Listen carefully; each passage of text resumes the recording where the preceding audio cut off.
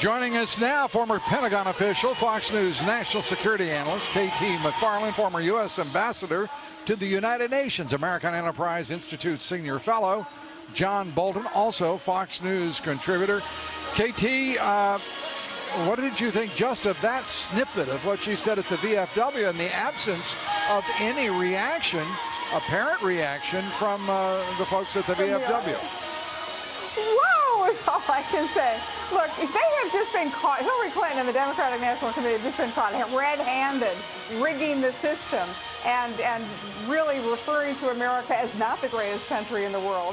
And what their response is Hillary Clinton going out and doing something weird about American exceptionalism, and then basically having her people come out and say, well, we think that Donald Trump is in cahoots with Vladimir Putin. Donald Trump could be the Manchurian candidate in all of this. So the whole thing is really, it's kind of pathetic, actually, when you think about this is a woman running for president of the United States with the kind of failed foreign policy record that she's had, particularly with regard to Vladimir Putin and the Russians.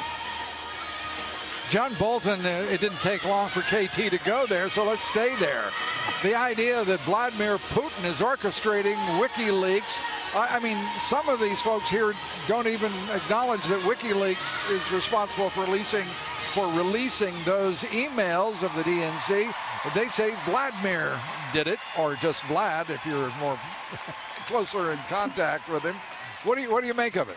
Well, obviously at this point no one really knows, but let's ask FBI Director James Comey what he thinks and said several weeks ago about the hacks potentially into Secretary Clinton's famous home server. He said we couldn't find any direct evidence that anybody had successfully hacked in. And then Comey said this: given the nature of the system and of the actors potentially involved, we assess that we would be unlikely to see such direct evidence. So let me understand the Clinton campaign position, that the Kremlin sent the A-team to hack into the Clinton homebrew server, but sent the second string to hack into the DNC, and they left electronic footprints all around. I mean, it doesn't make any sense at all. And let me introduce one other aspect of this to the naive people in the Democratic Party. It's called desinformatia, disinformation. If I wanted to put the blame on the Russians, I'd use their signatures and leave it as a false flag.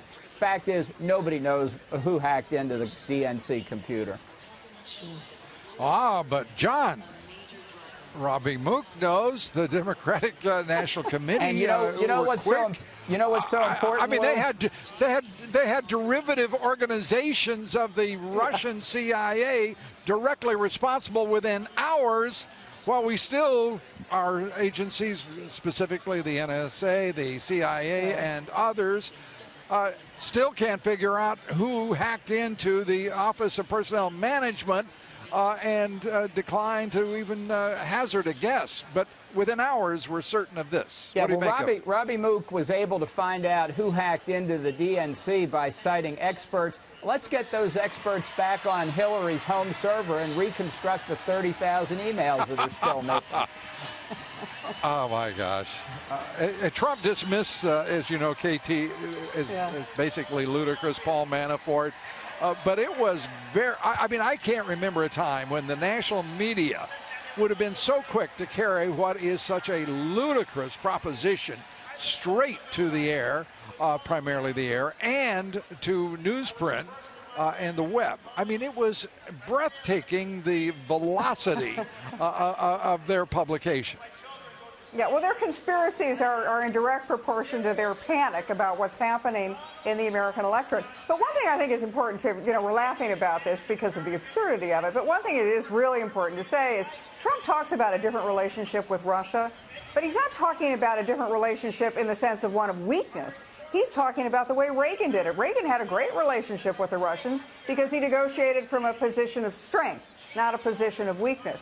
So to the extent that any conspiracy theorists think that the Russians are going to put their own candidate in the White House in the form of Donald Trump, no, the Russians are going to have a much more difficult and tougher adversary in Donald Trump, because he's the guy who knows how to negotiate and he knows how to use leverage, which Hillary Clinton and Barack Obama do not.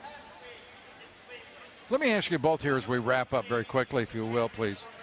Your thoughts about what Hillary Clinton has to do here to heal the party and get this thing moving for the next 3 days that'll culminate with her acceptance of the nomination. Ambassador? Well, look, this is the opening day. It's in complete disarray. Everything that she's denied for the last year about the Democratic National Committee helping to favor her nomination, scheduling presidential debates on Saturday nights, for God's sakes, has now been exposed as a complete fraud. I'm not sure they recover from this, honestly. Yeah. I agree. KT? I don't think they do. I don't think they do recover from it, because what it does show is the amount of collusion in the establishment of Washington, D.C. Donald Trump's right. It's a rigged game, and it's now becoming apparent to the American people that they're not in on the game. How is it, John, and I want to explore this just for a second, how is it the FBI opens an investigation into the DNC hack immediately, and within a matter of hours today, the House leadership calling for an investigation of that hack and other elements of the relationship with Russia? I mean, we just saw how long it took to investigate a homebrew server held by a Secretary of State. What in the world are we doing as a nation that we put up with this?